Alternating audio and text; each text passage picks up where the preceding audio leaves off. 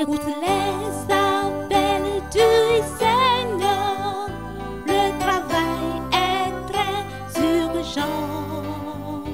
Écoute le Saint-Esprit plaider, donne cette réponse à l'appel.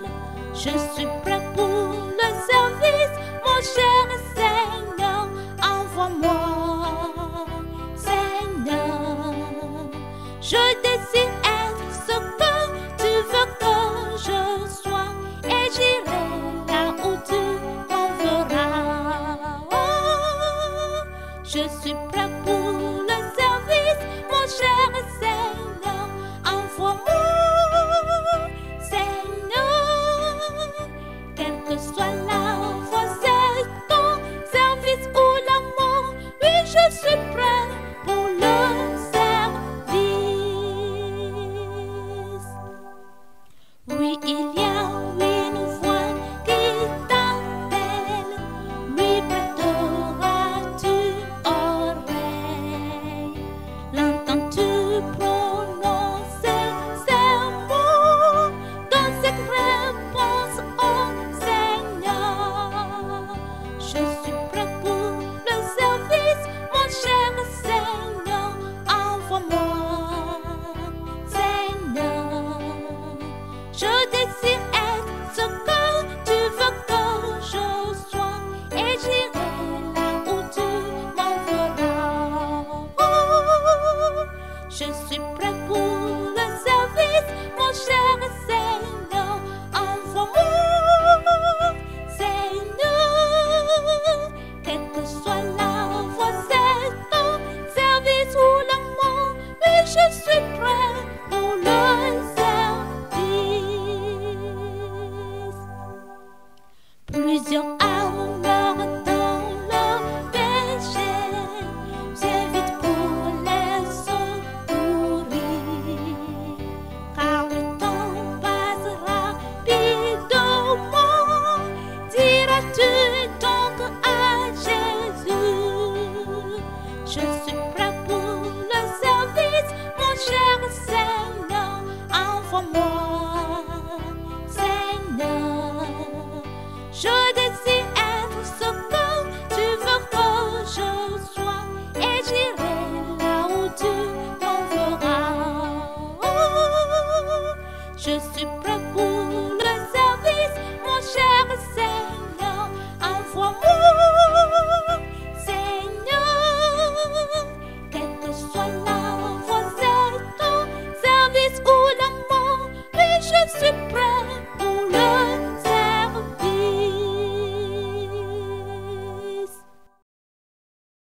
Seigneur, aide-nous à ne pas être des auditeurs oubliés, mais des gens qui écoutent et qui mettent en pratique. Nous te remercions, Seigneur, parce que tu es fidèle et tu le feras. Au nom de Jésus, nous avons prié. Amen. Voilà, le message que nous avons maintenant est intitulé « Les ambassadeurs de Christ, le roi ». Les ambassadeurs de Christ, le roi.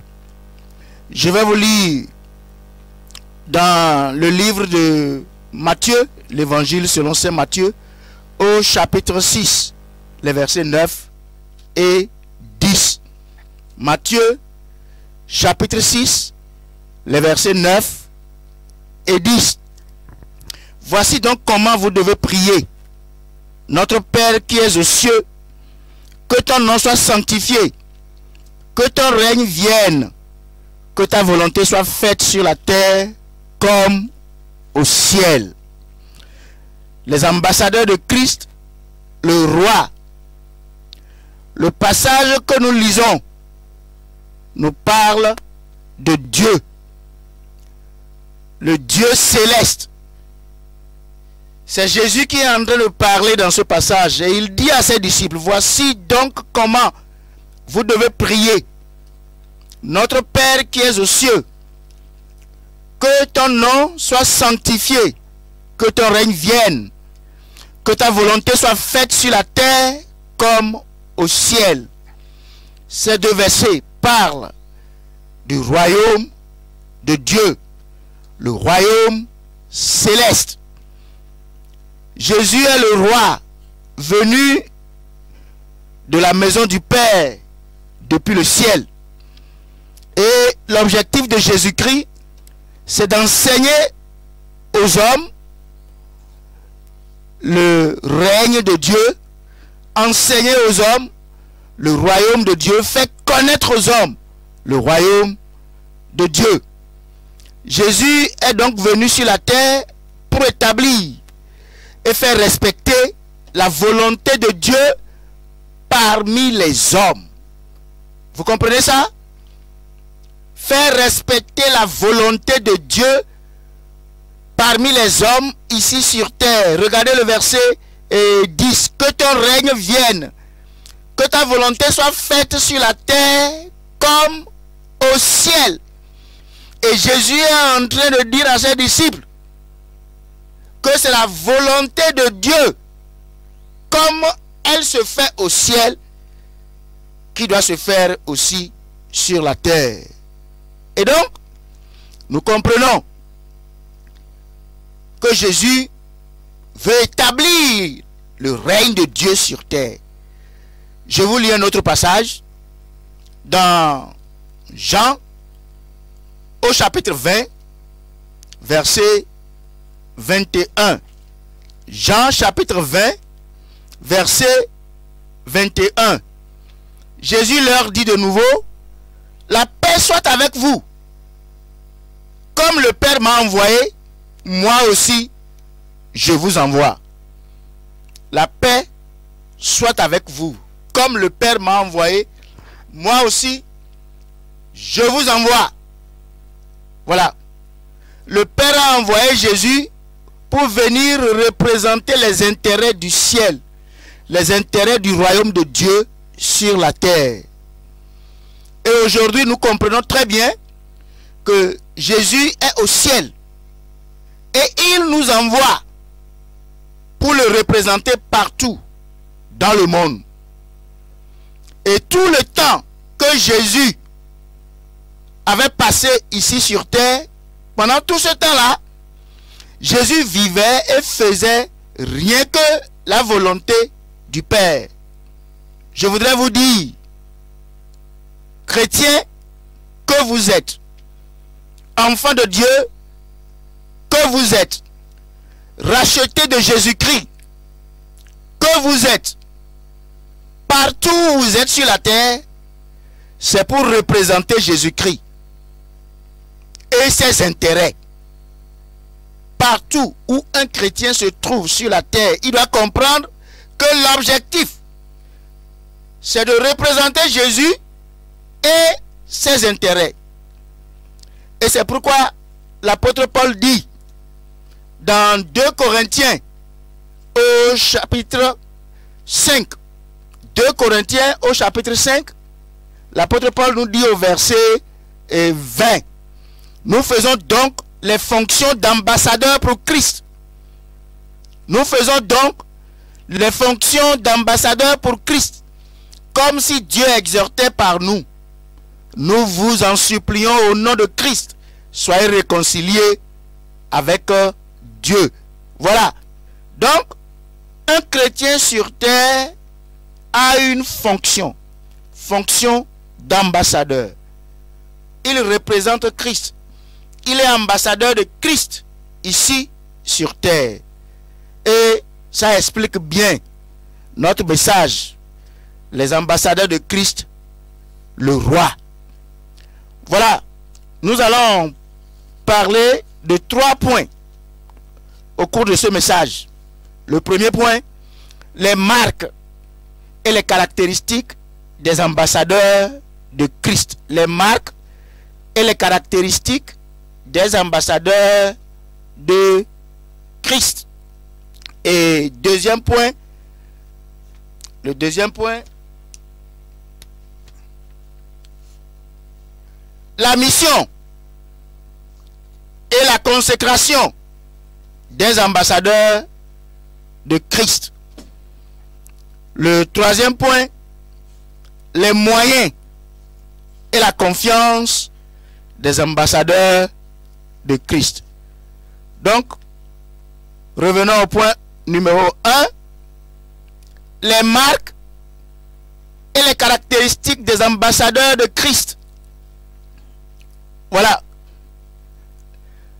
Je vais vous lire dans Éphésiens au chapitre 2. Éphésiens au chapitre 2, le verset 10. Nous lisons: car nous sommes son ouvrage, ayant été créés en Jésus-Christ pour de bonnes œuvres que Dieu a préparées d'avance afin que nous les pratiquions. Voilà. Il est question des chrétiens, les enfants de Dieu. Et qu'est-ce que nous comprenons ici? Le chrétien est un homme ou une femme qui a expérimenté la puissance de l'évangile dans sa vie. Vous êtes chrétien, ça veut dire que vous avez expérimenté la puissance de l'évangile dans votre vie. Et donc, vous êtes transformé. Vous êtes devenu une nouvelle créature. Vous êtes devenu l'ouvrage de Dieu.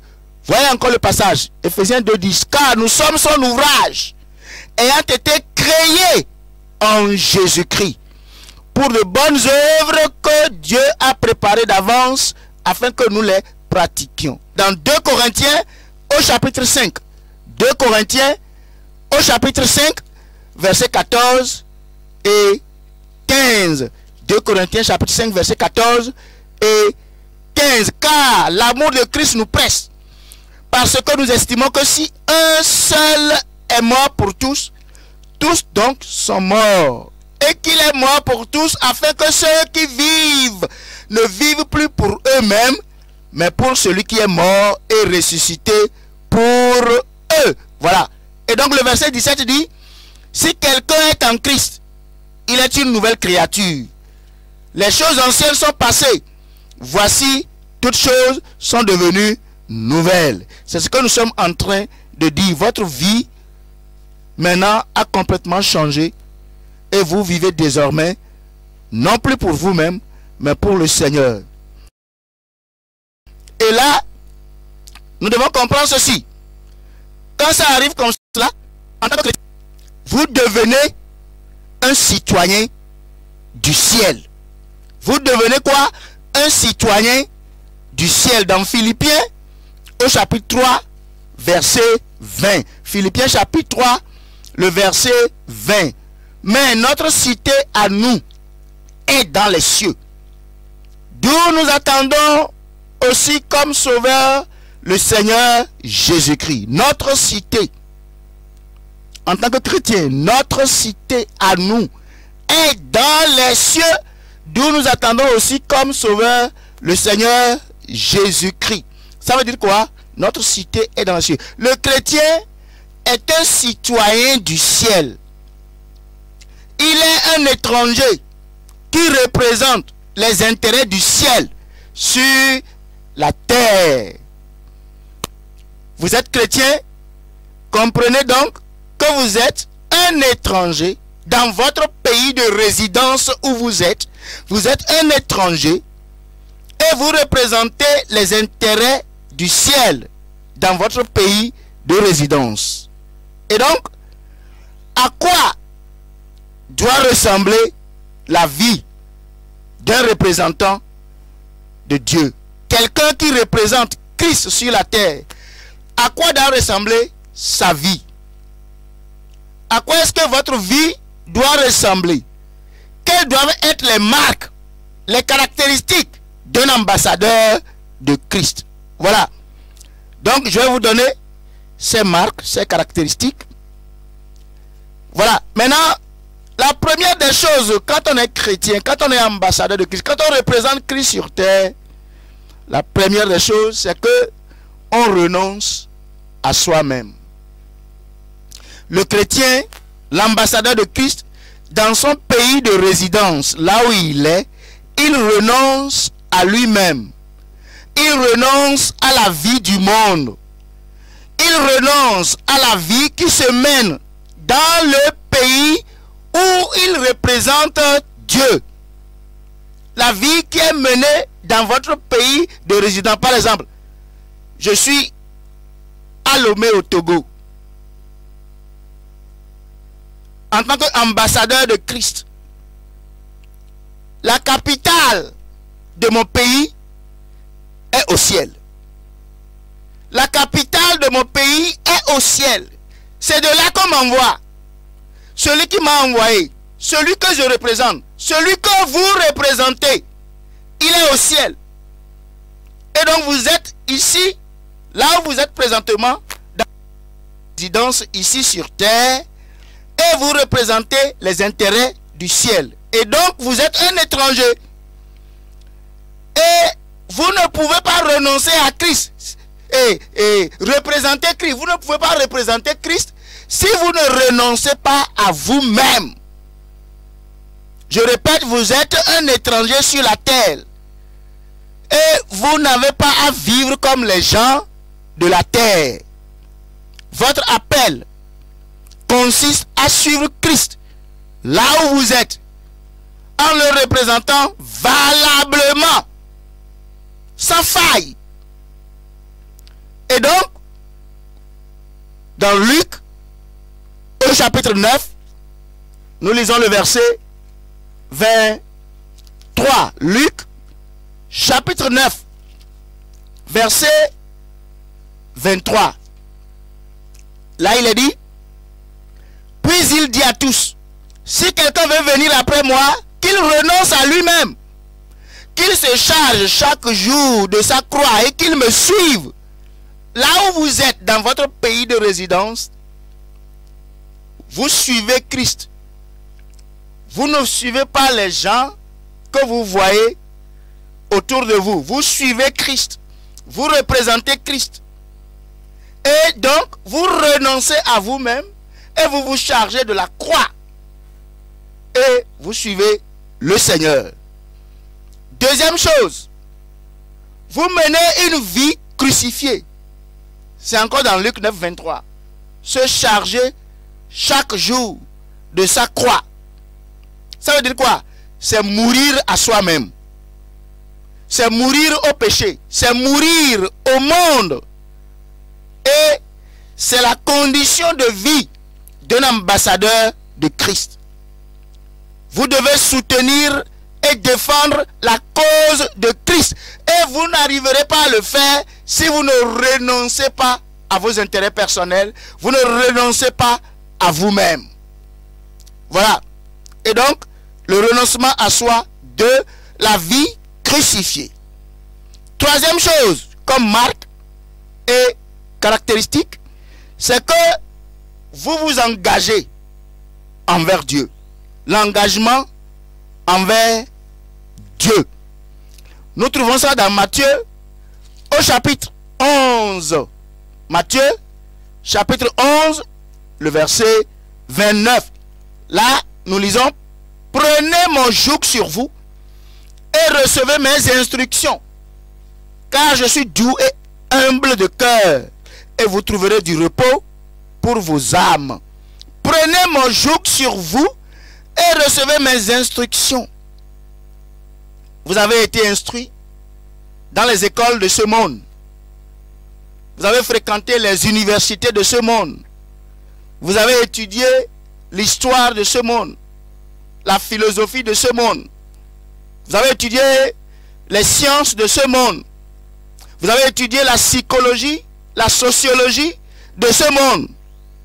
Jésus dit, recevez mes instructions. Prenez mon joug sur vous. L'engagement envers Dieu. Écoutez, vous prenez le joug de Christ sur vous et vous suivez ses instructions. Ça veut dire quoi? Votre maître désormais, c'est Christ. Et donc, vous vous engagez à vivre pour lui. Vous soumettez votre cœur et votre vie à faire ce qui est bien aux yeux de Dieu, à faire ce que Dieu veut, ce qui est droit aux yeux du Seigneur. Vous savez, les gens du monde ne s'engagent pas pour Dieu.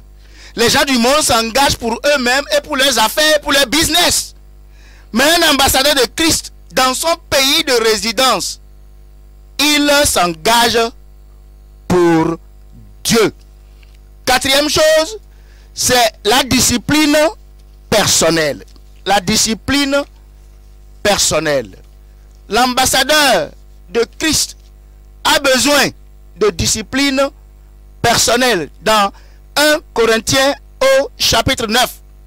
1 Corinthiens chapitre 9 verset 27. 1 Corinthiens 9 27. Mais je traite durement mon corps et je le tiens assujetti de peur d'être moi-même rejeté après avoir prêché aux autres. La discipline personnelle. C'est très important pour un chrétien.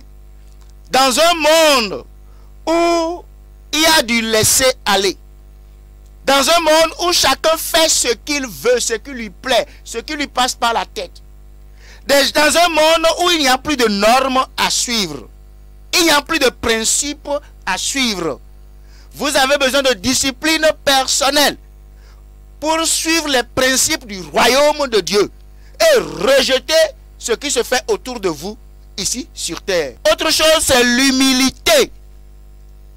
L'humilité. Dans Jean, au chapitre 3, le verset 30. Jean, au chapitre 3, le verset 30. Nous lisons Jean 3, 30. Il faut qu'il croisse et que je diminue. Il faut qu'il croisse et que je diminue. Ça, c'est Jean-Baptiste qui parle. Il dit, il faut que Jésus croisse et que lui, il diminue. C'est ça, un ambassadeur de Christ. Il doit chercher à croître, à évoluer, à aller de l'avant par rapport à Dieu. Et c'est important.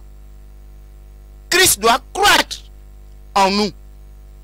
Et pour que Christ croisse en vous, il y a des dispositions que vous devez prendre. Et c'est très important. Et l'humilité fait partie, écoutez bien, ça fait partie des dispositions à prendre. Est-ce que tu crois, est-ce que tu grandis dans le Seigneur? Est-ce que tu t'humilies devant Dieu? C'est-à-dire quoi? Si tu ne t'humilies pas, l'humilité c'est par rapport à Dieu. L'humilité c'est d'abord par rapport à Dieu. Quand Dieu te voit là, est-ce qu'il voit un orgueilleux? Quelqu'un qui est rempli de lui-même? Ou bien il voit quelqu'un qui a soif de lui, qui a soif du royaume, qui a soif de la justice de Dieu? Il voit quelqu'un qui a soif de Christ. L'humilité pour croître. Humilions-nous. Humilions-nous et élevons Jésus. Maintenant, la dernière chose dont je vais parler là-bas avant de laisser le point 1, c'est la persévérance. La persévérance. L'une des marques, l'une des caractéristiques d'un ambassadeur de Christ, c'est qu'il a une vision. Et il persévère. Il a un objectif. Et il persévère. Il a un but. Et il marche vers son objectif. Il marche vers son but. Et c'est important, la persévérance. Et quel que soit ce qui se passe, il a les yeux fixés sur le Seigneur. Et il avance. La persévérance, dans Romains, au chapitre 8, nous lirons versets 24 et 25.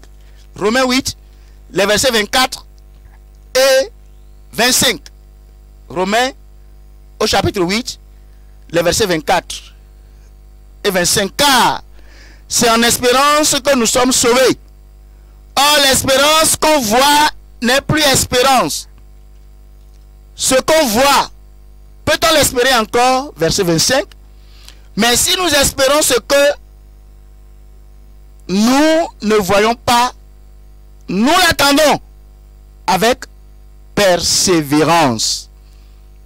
Nous l'attendons avec persévérance. Voilà. Ça veut dire quoi? Vous savez, ici sur terre, Dieu est avec nous. Dieu nous protège. Dieu nous garde. Toutefois, nous serons persécutés. Les gens vont vous persécuter. Nous connaîtrons des moments difficiles. Écoutez-moi très bien. Ambassadeurs de Christ que nous sommes sur terre là, ne pensez pas que le monde aime Christ.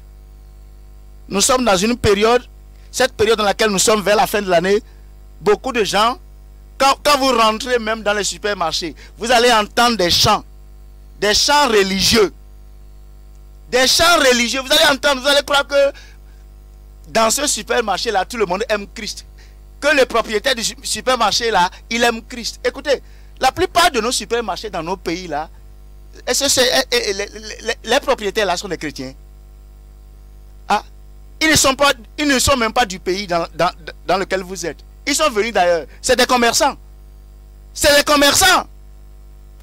Et eux, à cause de la situation, à cause du moment, ils vous mettent ces chants là, ces choses là, pour vous attirer dans leur boutique. Et vous allez croire qu'ils aiment Christ.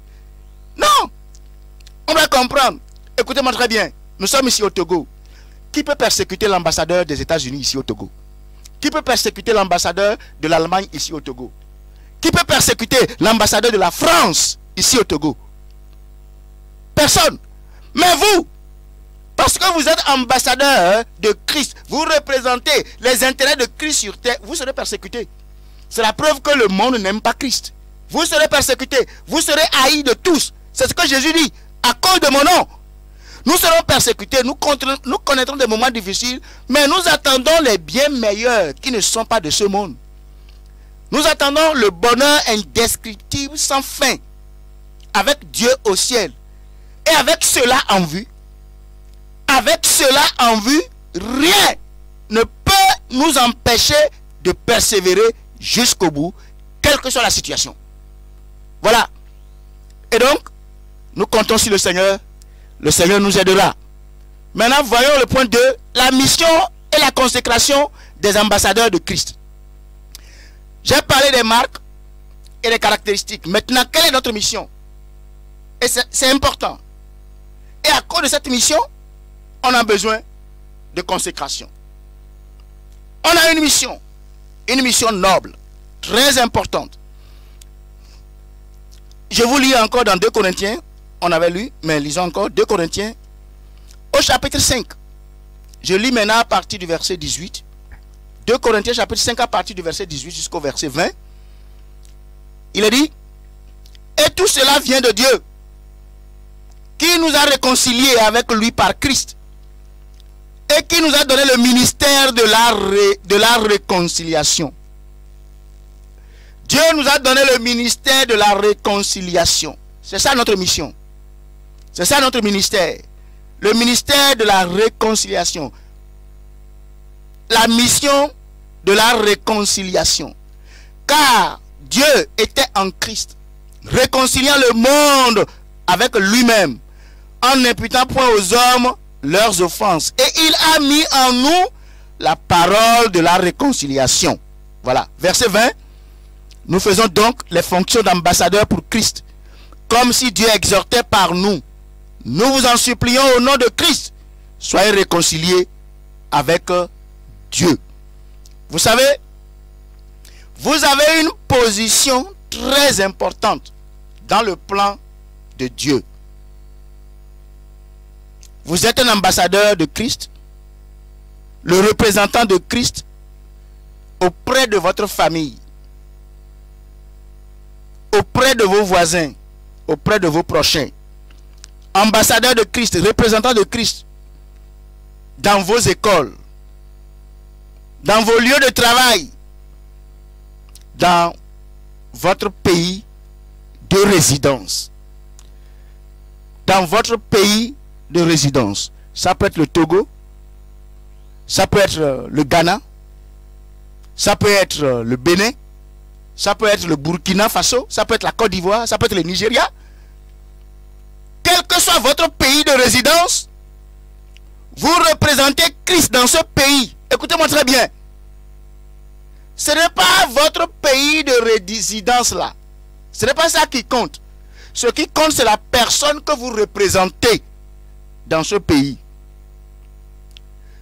Pourquoi je suis Togolais et que je ne suis pas un Béninois? Pourquoi je suis Togolais et que je ne suis pas un Nigérien? Je ne suis pas un Ivoirien. Je ne suis pas un Malien. Je ne suis pas un Burkinabé. Je ne suis pas Ghanéen. Je suis Togolais. Pourquoi? Être Togolais là, c'est pas ça qui compte. Être Ghanéen, c'est pas ça qui est important. Être Béninois, ce n'est pas la chose la plus importante. La chose la plus importante, c'est que où que vous vous trouvez sur terre, qui représentez-vous? Qui représentez-vous? Et quelle est votre mission?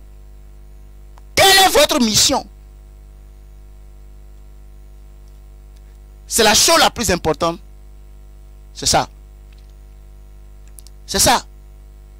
Et votre mission, c'est de prêcher l'évangile.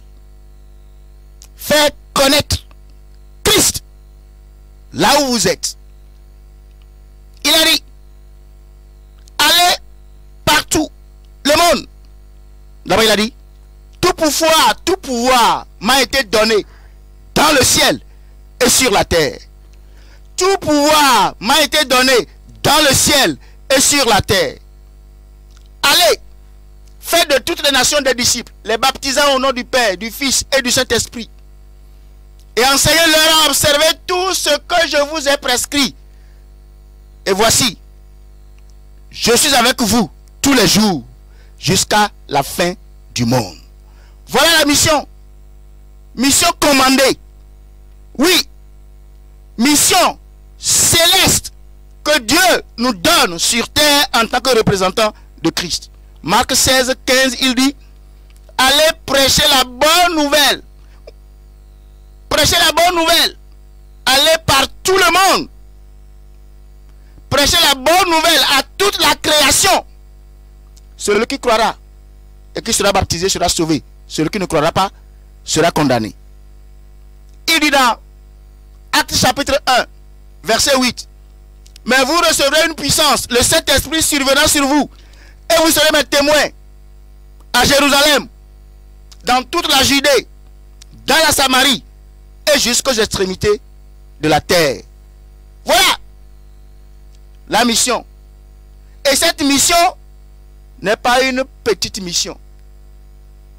Ce n'est pas une mission à prendre à la légère. C'est une mission qui nécessite une grande consécration. Une consécration sans faille. Prêcher la parole de Dieu, ce n'est pas une petite mission. C'est une très grande mission.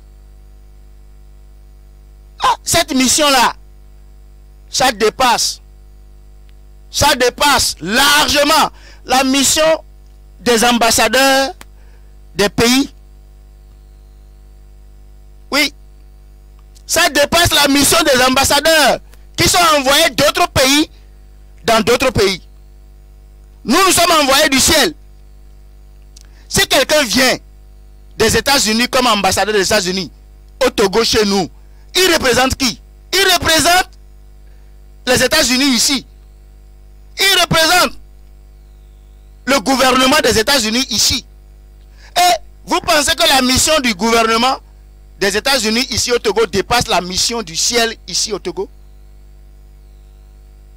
La mission d'un ambassadeur des États-Unis ou de l'Allemagne ou de la France ou de n'importe quel pays ici au Togo ne sauve pas les âmes, ne libère pas les âmes du péché. Mais c'est la mission qui vous est confiée du ciel par le Dieu du ciel. C'est cette mission-là qui sauve les âmes, qui délivre les âmes de l'enfer, qui leur montre la voie du ciel. Et c'est ça notre mission. Et cette mission, vous pensez que c'est facile? Cette mission nécessite une grande consécration. Une grande consécration. Voilà. Et donc, on a certaines choses à faire. Cette mission, prêcher la parole de Dieu. Alors on prêche quoi? On prêche la repentance et le pardon des péchés. La repentance et le pardon des péchés. Luc 24, verset 45 à 48. Luc, chapitre 24, verset 45. Là, il a dit. Alors il leur ouvrit l'esprit afin qu'ils comprissent les Écritures. Et il leur dit, ainsi il est écrit que le Christ souffrirait et qu'il ressusciterait des morts le troisième jour et que la repentance et le pardon des péchés seraient prêchés en son nom à toutes les nations, à commencer par Jérusalem. Vous êtes témoins de ces choses. Voilà. Et donc, voilà notre mission. On doit prêcher la repentance. On doit prêcher le pardon des péchés. Vous savez, si nous ne prêchons pas, les gens ne seront pas sauvés. Les gens ne vont pas se repentir et recevoir le pardon de leurs péchés. Donc notre mission, c'est de prêcher la parole de Dieu. Prêcher la repentance, prêcher le pardon des péchés, prêcher la conversion. C'est une mission qui nécessite beaucoup de consécration. Je ne cesserai pas de le dire. Autre chose, nous prêchons Christ crucifié. Christ crucifié. Dans 1 Corinthiens, au chapitre 1, le verset 23. 1 Corinthiens chapitre 1, verset 23. Nous prêchons Christ crucifié. Scandale pour les juifs et folie pour les païens. Vous voyez, quand nous prêchons Christ, les gens se moquent de nous. Ils se demandent, mais ils n'ont rien à faire. Ils perdent leur temps. C'est ce qu'on vous dit souvent. Les gens ne s'intéressent pas, mais nous devons continuer à prêcher Christ. Si on ne prêche pas là, ce serait faillir à notre mission. Mais on va prêcher Christ. Christ crucifié. Ce n'est pas ce que beaucoup de gens prêchent aujourd'hui là. Non, non, non, non, non, non. Christ, le sauveur. Prêchez Christ, le sanctificateur. Christ qui baptise dans le Saint-Esprit. Prêchez la mort de Christ. Prêchez la résurrection de Christ, l'ascension de Christ. Oui. Prêchez Christ crucifié. Prêchez le retour de Christ. Et ça, c'est très important. C'est Christ qui a franchi l'homme et le transforme. Si nous ne le prêchons pas, les gens ne vont pas le connaître. Les gens n'auront pas la transformation qu'il faut. La prédication doit être concentrée sur Christ et non sur tout ce que les gens disent aujourd'hui. Troisième chose, nous prêchons le royaume de Dieu. Nous prêchons quoi? Le royaume de Dieu. Vous savez, dans Romains chapitre 14, verset 17. Romains 14, verset 17. Là, nous lisons, il est dit, car le royaume de Dieu, ce n'est pas le manger et le boire. Aujourd'hui, c'est ce que les gens prêchent. Le manger, le business, l'argent, la prospérité. C'est ce que beaucoup de gens prêchent aujourd'hui. Vous voyez bien le passage? Car le royaume de Dieu, ce n'est pas le manger et le boire, mais la justice, la paix et la joie par le Saint-Esprit. Voilà ce que nous prêchons. Le royaume de Dieu. Nous prêchons les principes du royaume. Nous prêchons les normes du royaume. Nous prêchons la vie du royaume. Nous prêchons la justice de Dieu. Nous prêchons les marques des citoyens du royaume. Dans Matthieu, au chapitre 6, regardez verset 33. Matthieu chapitre 6, verset 33. Matthieu 6, verset 33.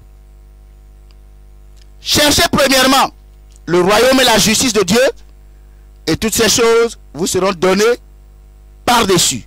Le royaume et la justice de Dieu, c'est ça la priorité. C'est ça qui va sauver les gens. Oui. Et donc, c'est ce que nous devons prêcher. La mission et la consécration des ambassadeurs de Christ. Maintenant, nous allons lire Matthieu, chapitre 28, verset 18. Matthieu, chapitre 28, verset 18 à 20. C'est Jésus qui parle. Jésus s'étant approché, leur parla ainsi. Tout pouvoir m'a été donné dans le ciel et sur la terre. Allez, faites de toutes les nations des disciples, les baptisant au nom du Père, du Fils et du Saint-Esprit, et enseignez-leur à observer tout ce que je vous ai prescrit. Et voici, je suis avec vous tous les jours, jusqu'à la fin du monde. Nous devons saisir ce passage. Le verset 18. Tout pouvoir m'a été donné dans le ciel et sur la terre. Et regardez la fin du verset 20. Et voici, je suis avec vous tous les jours jusqu'à la fin du monde. Tout pouvoir m'a été donné dans le ciel et sur la terre. Et voici, je suis avec vous tous les jours jusqu'à la fin du monde. Avec ça là, nous avons toutes les ressources qu'il faut. Avec Christ, celui qui nous envoie, celui que nous représentons, nous avons toutes les ressources du ciel pour réussir notre mission. Christ nous envoie et nous pouvons lui faire confiance. Avec tous ces moyens à notre disposition, nous devons faire confiance à celui qui nous a envoyés. Il a tout le pouvoir et toutes les ressources. Et il fait de nous une puissance et une force invincible dans le monde. Quand il dit que tous les pouvoirs au ciel et sur terre sont concentrés entre ses mains, c'est pour enlever la peur de nos cœurs. C'est pour enlever la timidité de nos cœurs. Ambassadeur de Christ ici dans un monde turbulent, vous ne devez pas être timide. Vous devez être fort et résistant et tenir bon et réussir la mission. Et on a tout ce qu'il faut.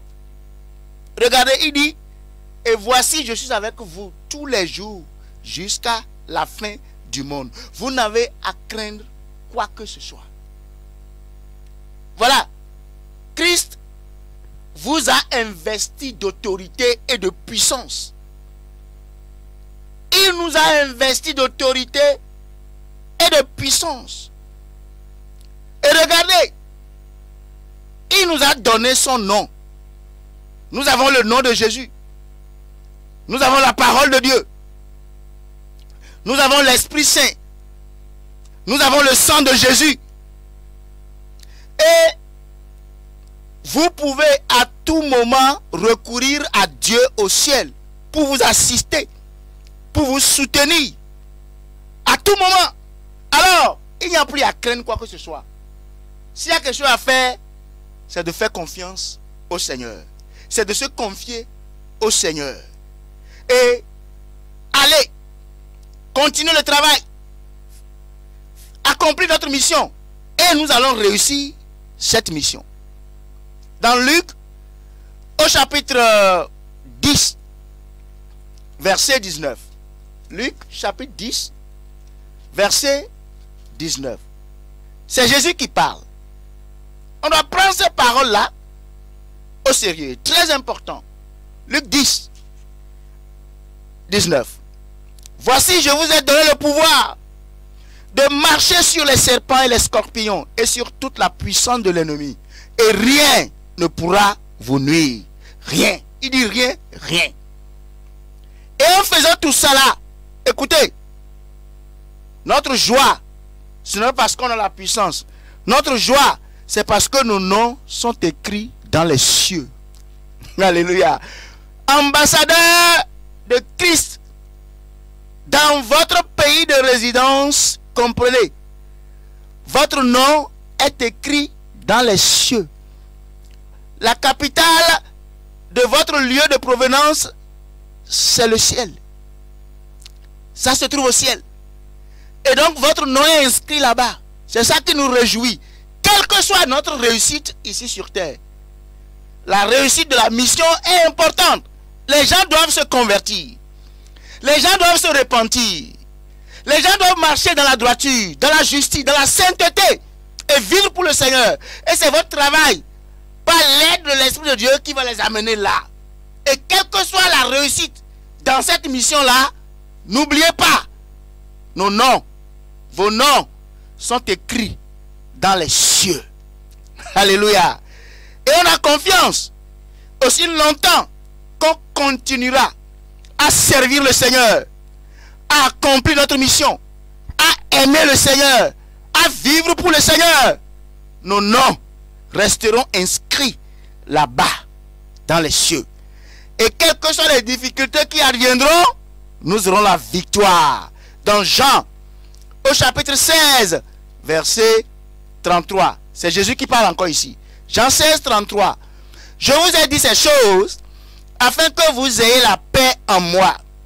Vous aurez des tribulations dans le monde, mais prenez courage, j'ai vaincu le monde. Alléluia. Écoutez, là où Jésus vous envoie dans votre pays de résidence où vous êtes pour le représenter, là-bas, là, dans ce pays-là, sur ce territoire-là, Jésus dit qu'il a vaincu. Il a vaincu votre territoire. Il a vaincu votre pays de résidence. Quel que soit ce qui adviendra, c'est lui qui a vaincu. C'est lui qui a la victoire.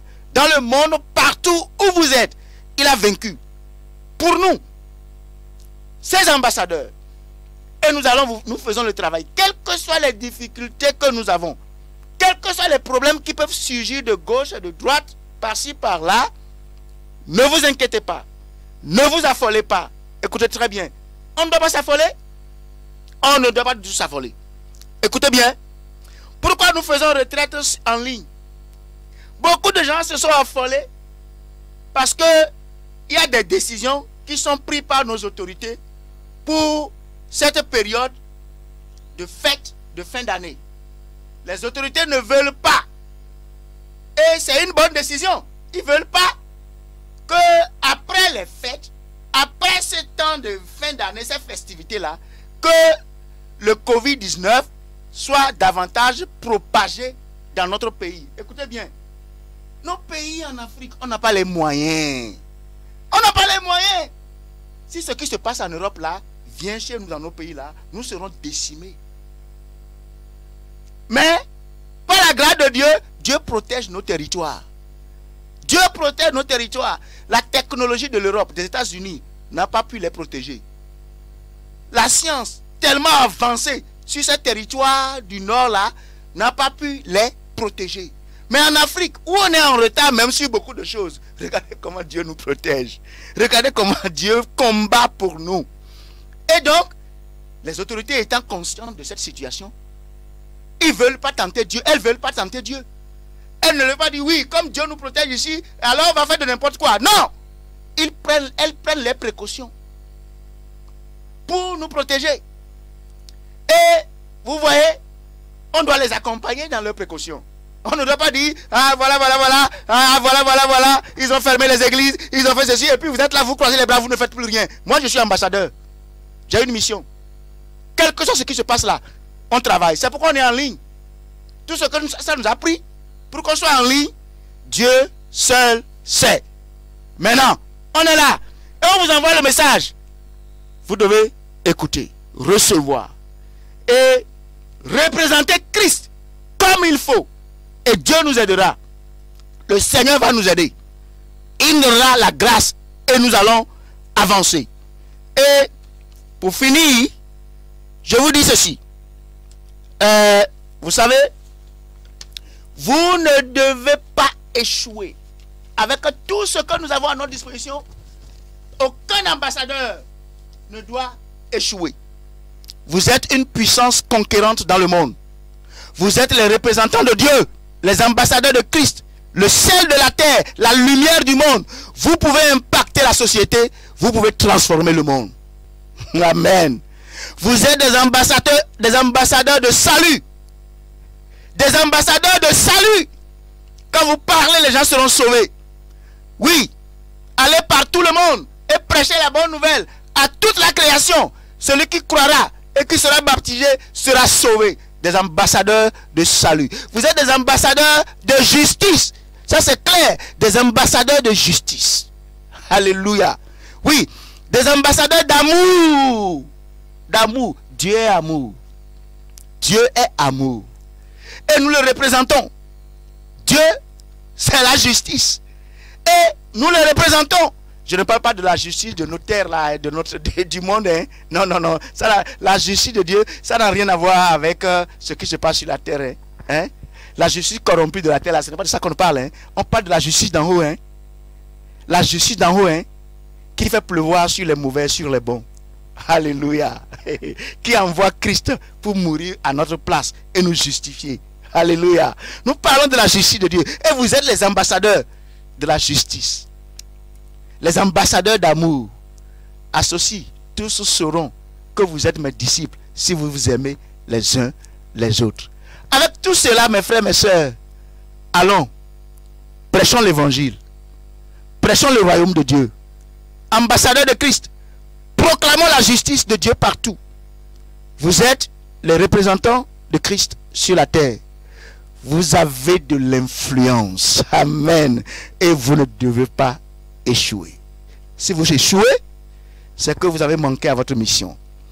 Si vous échouez, ça, Christ ne sera pas content. C'est que vous n'avez pas représenté Christ valablement comme vous le devez. Et personne ne doit échouer. On va réussir. Et ce message est venu pour nous réveiller, pour nous faire sortir de nos sommeils et aller sur le terrain et prêcher la bonne nouvelle. Par la grâce de Dieu, nous réussirons. Le Seigneur nous aidera. Je vais vous demander, là où vous êtes dans vos maisons en train de nous suivre, vous pouvez vous agenouiller, vous pouvez vous lever et nous allons prier le Seigneur. Je vais vous demander de prier le Seigneur maintenant. C'est bon, chacun doit prier maintenant. On va prendre du temps, chacun va vraiment prier le Seigneur. Avec tout ce que nous venons de dire, une question se pose. Êtes-vous un bon ambassadeur de Christ ou bien un mauvais? Il y a de mauvais ambassadeurs et il y a aussi de bons ambassadeurs. Êtes-vous un bon ambassadeur de Christ? Est-ce que vous représentez Christ valablement? Là où vous êtes, dans votre famille, dans vos écoles, auprès de vos voisins, de vos prochains,